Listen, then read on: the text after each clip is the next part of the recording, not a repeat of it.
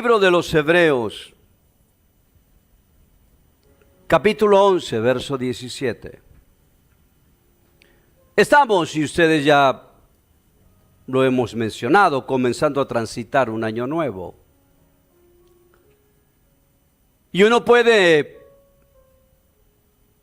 disponerse a vivirlo con optimismo. Puede disponerse a vivir este nuevo año con esperanza. Habrá quienes ya han decidido lamentablemente vivir el año con resignación, porque hay gente que piensa que es más de lo mismo, que la vida es así y que las cosas van a seguir sucediendo. Habrá otros que seguirán o tendrán mayor o menor expectativa de lo que el año le presentará. Casi la mayoría nos gustaría pensar con una expectativa de que este año será mucho mejor que el anterior. Y ciertamente algunos decidirán enfrentar el año con fe. Así que mi propuesta como hijo de Dios es no vivir un año con expectativas, con resignación, sino con fe. Comenzar a transitar la fe en este año. Y cuando leo el autor de los Hebreos, tiene una galería de personajes vinculados a la experiencia de la fe. Nombra y nombra personas en relación a la fe, y lo ha hecho en versículos que nos le leí, varias veces mencionar a Abraham en términos de la fe. Es casi reiterativo. En un momento dice que Abraham estaba esperando al arquitecto y constructor, quien diseña la vida. Dicho de una forma, Abraham concebía a Dios como el diseñador de su experiencia de vivir. Habla de los que miraron el futuro y saludaron la bendición. Pero una vez más el autor de Hebreo vuelve a hablar de Abraham. Y dice, por lo que yo les leí a ustedes y ustedes siguieron en la lectura, que ofreció a Isaac. Y ese ofrecimiento es una relación de fe. Y miren la palabra, ofreció. Presten atención a esta simple palabra, pensando que Dios levantaría a su hijo de los muertos. ¿Se imaginan ustedes? ¿Recuerdan el relato?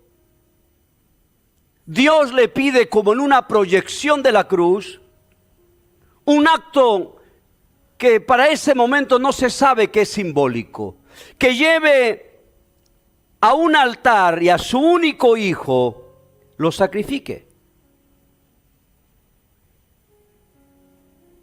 Así que imagínense a un padre obedeciendo a Dios una orden incoherente. Se calcula que Isaac tendría aproximadamente 17 años. ¿Y saben cómo es la ceremonia? Es un altar de piedras y luego un montículo de leña. Y luego se pone el animal vivo, atado de las patas, amarrado. Y mientras gime el animal, se pasa el cuchillo sobre su cuello. Así que Dios le está pidiendo a Abraham que haga exactamente lo mismo, pero que en el altar ponga a su hijo. Claro, desde esta perspectiva, desde esta manera de mirar, verlo desde lejos, ahora sabemos que lo que Dios estaba haciendo era simbolizar lo que Jesús haría en la cruz, morir. Pero Abraham no lo sabe. Abraham le están pidiendo que lleve a su muchacho de 17 años. Qué sumiso habrá sido el adolescente. Anímense a atar a un muchacho de 17 años en un montículo de leña. Qué sumiso habrá sido el adolescente. Y qué temple para un padre atar a un niño, a su único hijo. Pero noten la palabra que les mencioné. Dice que lo hizo pensando. La palabra clave es pensando que Dios lo iba a resucitar. Así que no prolongó la agonía, no le tembló el pulso, no se puso a llorar, no preguntó a Dios por qué. Una propuesta tan incoherente. El Dios de la vida pidiendo ahora sacrificar a un hijo. Es más, él consoló a sus acompañantes, sus siervos, que le dijo: tranquilo, subiremos al monte, adoraremos y volveremos. Porque todo el mundo se daba cuenta que algo estaba mal. No hay un animal para el sacrificio. El mismo Isaac le dijo: padre, la leña, el cuchillo, el fuego y el animal. Así que este señor Abraham caminó 3 días con un hijo a quien debe sacrificar, con una sola cosa en su cabeza, pensando que Dios lo iba a resucitar. Me gusta el texto, yo espero que ustedes puedan mirarlo de esta manera, porque esto implica que la fe no es un sentimiento. La fe no es una emoción. La fe no es una sensación, ni siquiera un espíritu. La fe no se aloja en el corazón. Para Abraham la fe se alojó en su manera de pensar, ya que la fe viene por el oír, y el oír de la palabra de Dios. ¿De qué puede servirte sentir la fe? Si tú vives la fe desde la perspectiva del sentimiento, cuando la vida golpea fuerte y quiebra tus emociones, se produce una gran desilusión por lo que tú sentías. La fe no se puede vivir en lo que se siente, porque un día sentirás la necesidad de ya no creer más, porque no entenderás por qué la vida se presenta con tantas dificultades. Noten lo que dice el verso 18. Habiéndose dicho: en Isaac te será llamada descendencia. Él tiene una palabra. Él tiene una promesa que colocó en su mente y se movió hacia algo absolutamente contradictorio, sin cuestionar, pensando lo que se le había dicho, que de su hijo Isaac, de ese muchacho que ahora se le pide que lo ponga en un altar, tendrá descendencia. Si yo tuviera que pedirles algo y pedirme a mí mismo, es entender que necesitamos poner la fe en nuestra mente. Necesitamos pensar con fe. Porque es cierto, tenemos muchas palabras, muchas promesas. Algunos de nosotros somos producto de miles y miles de sermones y mensajes escuchados. Pero ¿de qué sirve si eso está solamente en el mundo de las emociones y no permanece en nuestra mente? Pensando. Subió 3 días pensando lo que Dios le había dicho. No le importó que las circunstancias se presenten de una manera incomprensible, él solamente pensaba. Así que, ¿qué manera de vivir la fe? No importa lo que la vida parece decir. Debes pensar. ¿Está ahí todavía? Debes pensar con fe. Lo digo de nuevo, debes pensar con fe. Debes ponerte como Abraham en su mente. Dice que él solo pensaba lo que le había dicho Dios. Sí, las circunstancias pedían un sacrificio que no tiene manera de ser explicado, pero él no se sometió a las circunstancias inmediatas, sino que valorizó un largo camino de 3 días con un muchacho a quien debe sacrificar y que es su único hijo, sostenido por un pensamiento. Pensó la promesa que Dios le había dado. Así que no importa el escenario que nos toque vivir este año, debes pensar que Dios estará en el asunto. No importa, por difícil que la circunstancia se presente, debes pensar que Dios estará contigo. No es un artilugio psicológico, no es un elemento de la psicología cognitiva. Y ustedes saben que la psicología cognitiva es una psicología positivista. Tú puedes, tú puedes, tú puedes, tú puedes, tú puedes. Y es inyectarle a la gente el estímulo. Esto es fe. Esto es pensar. Pensar lo que Dios te prometió. Y Abraham transitó la peor prueba de su vida pensando en fe, teniendo un pensamiento de fe, pensando que Dios le devolvería el hijo. Él dijo, quizás sea cierto que deba matarlo, pero no sé cómo Dios me lo va a devolver. Qué interesante es saber que es cierto que algo va a pasar, algo será malo, pero también sé que Dios me va a devolver aquello que yo he perdido. Caminó la vida pensando. No puedes enfrentar el día de mañana esperando resultados positivos sin tener un pensamiento de fe. Sin pensar. Dice la palabra, tal es el pensamiento en su corazón, tal es él. Uno se determina por lo que piensa, por la estructura pensante. La gente, no sé si esta es una expresión válida para decir, la gente se da mucha manija, mucha historia y se ministra negatividades en la cabeza y hay enfermedades psicosomáticas por lo que uno piensa, uno se afecta emocionalmente, afecta al cuerpo porque no puede parar de pensar. El estrés tiene que ver con la saturación de pensar, enfermedades mentales tienen que ver con traspasar el límite del pensamiento, de lo que uno puede sostener.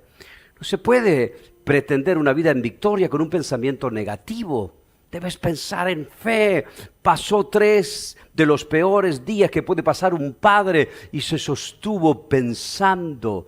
Tú tienes que pensar que tu matrimonio, por dificultades que atraviesa, va a salir. Tú tienes que pensar que tu hijo, a pesar de lo que están viviendo, va a salir de esa circunstancia. Tienes que pensar que aunque la economía esté compleja, Dios te va a prosperar. No es una inyección de estímulo, es un pensamiento de fe. Él transitó sus peores 3 días pensando. Y dice el relato que él fue probado. Fue probado, cierto. ¿Quién aquí en este lugar, bajo este techo, no ha vivido alguna prueba? Déjenme decirles, contrario de lo que muchos dicen, Dios me mandó una prueba, Dios me mandó una prueba. Cuidado con esas expresiones que pueden ser casi heréticas. Dios no necesita. Yo escuché gente decir, estar enferma, decir, es una prueba de Dios. ¡Qué incoherencia! El Dios que te sanó por las llagas, el Dios que dice, por mis llagas fuiste sanado, es el mismo Dios que te enferma para probar que eso no es cierto. En todo caso, las pruebas son cometidas por nuestras decisiones equívocas o por cuestiones colaterales de gente que decide y nos afecta. Son pruebas de la vida. Y en todo caso, si uno quiere intervenir o colocar a Dios en la prueba, uno debiera hablar de la voluntad permisiva. Dios permitió que acontezca. Pero las pruebas, ¿están ahí todavía? Todos serán probados y fueron probados. Voy de nuevo, todos fueron probados y serán probados. La vida tarde o temprano te pone a prueba. La prueba no mide conocimiento, confronta realidades. Te confronta con tu vida. ¿Está ahí todavía?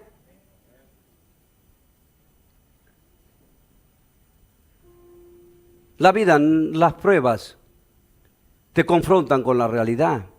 Cuando un profesor toma un examen, ¿hay algún profesor aquí? Ahí tenemos uno. ¿Quién más? ¿Algún profesor más? Cuando un profesor toma un examen, todo el mundo cree que lo que está tratando de hacer el docente es saber cuánto el alumno sabe. Pero en realidad, en cualquier examen, lo que ocurre no es el docente sabiendo cuánto un alumno sabe, sino el alumno sabiendo cuánto él sabe de sí mismo. Cuánto conoce o desconoce. El docente pasará, evaluará el examen y seguirá de la vida del alumno. Pero el examen habrá demostrado al alumno, a él mismo, cuánto sabe. Y si el alumno son de esos, que no ocurre en este país, en mi país, de copiarse el examen de otro, no habrá engañado a nadie más que a sí mismo. Jamás sabrás lo capaz que es. Nunca sabrás si podrá lograrlo. Nunca sabrá dónde están sus debilidades. Escuchen, escribí en mis notas. La vida que te puso a prueba nunca sabrá nada de ti, pero tú habrás aprendido algo de ti mismo. La vida podrá tomarte un examen y nunca sabrá nada de ti, pero tú habrás aprendido algo de ti mismo. Y en realidad, ¿quién califica una prueba? Uno mismo. Uno sabe cuánto ha aprendido o cuánto deja de aprender. Así que, con un pensamiento de fe, transitó la prueba. Vuelvo a decir, este año habrá muchas pruebas normales en la vida y las pruebas nunca sabrán nada de nosotros, pero nosotros al final de ellas sabremos mucho de nosotros mismos. ¿Está ahí todavía? Y en la lista de fe que les propongo para este año, dice: por la fe bendijo Isaac a Jacob y Esaú respecto de cosas que son venideras. Y la palabra bendecir, ustedes ya lo saben, se traduce decir bien, desear un bien, desear en términos de bendición, porque deseo es un pronóstico, un tal vez, un quizás. Todos tenemos buenos deseos, pero eso no significa que lo que deseamos se cumplirá. Pero una bendición no es una probabilidad. Así que si Abraham caminó por fe, pensando en la promesa, sometido a una prueba, el resto bendijo, dice el autor de Hebreo. Soltaron bendición, más que un deseo. Es una declaración de autoridad. A mí me gusta esa palabra, bendecir. aunque los evangélicos la hemos agotado, le hemos sacado el valor, porque la usamos alcanzar. Dios te bendiga, bendiciones, Dios te bendiga, bendiciones, Dios te bendiga, gracias, recibo la bendición. Es parte de un lenguaje, pero es más que un lenguaje evangélico. Es una declaración, no de deseo. Dice Génesis 27, y Jacob se acercó y lo besó y olió Isaac el olor de sus vestidos y le bendijo diciendo, mira el olor de mi hijo como el olor del campo que Jehová ha bendecido. Dios pues te dé del rocío del cielo, de la grosura de la tierra y abundancia de trigo y mosto. Sírvante en pueblo y naciones se inclinen a ti. Sé Señor de tus hermanos y se inclinen ante ti los hijos de tu madre. Malditos los que te maldijeren, benditos los que te bendijeren. Aquí no hay un pronóstico, hay una bendición. Y es una declaración de 3 dimensiones. El viejo ciego, Isaac, está sentando a su muchacho, como hacían los hebreos, sobre el regazo. Y no le está diciendo, ay, hijo mío, yo deseo que te vaya bien. No, lo está bendiciendo. Y soltó la bendición 3 dimensiones: prosperidad, gobierno y protección. 3 cosas dijo al bendecirlo: sé próspero, ten autoridad de gobierno y sé protegido.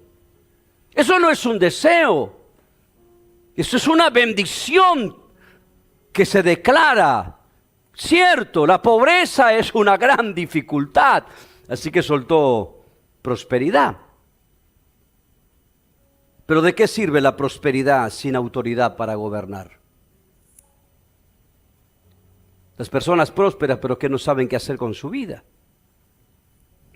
nunca podrán disfrutar lo que han alcanzado como prosperidad. ¿Y de qué sirve la prosperidad y la capacidad de administrar con temor, con miedo? Y bendijeron a Jacob. Y no es el primogénito, y la cultura hebrea, ustedes saben, el primer hijo varón es el que se lleva todo, pero cuando lo van a bendecir cambian el orden y bendicen al segundo, quien no debió haber recibido la bendición. Prosperidad, gobierno y protección. Y eso hace la bendición, altera las cosas. Y una persona bendita se altera el orden de la vida. Una persona bendita, Dios altera la circunstancia, cambia los resultados finales, cambia los efectos. Por eso cuidado con soltar la palabra, te bendigo, bendición. Declárenla con autoridad, porque no es un lenguaje, es una declaración. Cuando un hombre y una mujer de Dios usa con total autoridad espiritual y en dimensiones de fe la bendición, modifica realidades. Te bendigo. Bendiga a su hijo, bendiga su matrimonio, bendiga su casa, bendiga su finanza, bendiga su salud, háblele a su cuerpo, bendígase sano, salga de este lugar y bendiga su entrada, su salida. Eso no es un lenguaje, eso, como dije, no es psicología cognitiva, no es humanismo, eso es fe. Vivir con fe. ¿Están ahí todavía? Y también dice que tanto Jacob, apoyado en el báculo, como José, en el lecho de la muerte, bendicen y dan instrucciones. Ambos tienen claro que la vida se va, que la vida se extingue. Pero por fe, Jacob se apoya en un bastón y le dice a los hijos de José, aunque ya no tiene fuerza, aunque se está yendo de esta vida, le dice que lo que Dios prometió se va a cumplir. Y José dice que aunque se está muriendo, da instrucciones de dónde ser sepultado, pero les dice a su herencia que aunque se esté muriendo, el Señor va a dar la tierra prometida. Fe, fe. Un año sin fe será un año complejo. Un año sin fe será un año de expectativas, de ilusiones, de quizás, de tal vez, de a lo mejor. Por eso les propongo vivir un año con una intensa fe. Concluyo con esto. Por la fe Moisés, cuando nació, fue escondido. Y ya se los conté un día, disculpen si digo algo que puede ofender. Dice que cuando nació Moisés, ustedes saben, nació bajo sentencia de muerte. El rey, el faraón, había ordenado que todo varón que abriera la matriz de una hebrea, siendo este, por cierto, varón, se le dé muerte. Y en un cuadro de sentencia de muerte nace Moisés. Y me gusta lo que dice Reina Valera, que cuando lo vio la madre, lo vio hermoso. Claro, yo me pregunto, y ustedes entiendo la respuesta, ¿qué madre ve feo a su hijo? Yo no creo que haya una madre que diga, qué feo me salió este. Todas las madres consideran que su hijo o su hija es el más bonito. Es más, yo creo, y disculpen mi honestidad, creo que hay cristianos muy mentirosos. Porque yo he visto gente acercársele a felicitar a alguien y decir, ¡ay, qué bonito bebé! Y es feo. Yo prefiero que no digan nada. Pero la palabra hermoso en el texto hebreo no es lo que yo les estoy hablando. Se traduce en el hebreo como oportunidad. Y la madre vio en su hijo una oportunidad. Se inspiró, corrió, sacó juncos de algún lugar, hizo una barquilla, una cesta, un Moisés de junco. Qué habilidad, qué destreza en la mano de una mujer. La calafateó con brea, la pintó con brea por dentro, por fuera, para que esa canastilla sea impermeable, flotara en un río. Y qué cosa terrible pensar que una mujer ponga a su hijo de 3 meses a flotar en un río. Hasta que llegó a las doncellas del faraón. Uno lo lee en la Biblia, dice, wow. Uno que tiene tanto cuidado, que lo vio hermoso, vio la oportunidad y tuvo la fe suficiente para que la sentencia de muerte se transformara en una sentencia de vida. Eso es fe. Pasaremos todo el año aquí predicando el Evangelio, pero si no vives con fe, si no practicas la fe, si no bendices con fe, entonces vivirás esperanzas, ilusiones. Tal vez, quizás, a lo mejor Dios me escuche. Les propongo caminar un año 26 con profunda fe. Caminar en fe y declarar en fe. Amén y amén. Si va a aplaudirlo, apláudalo fuerte.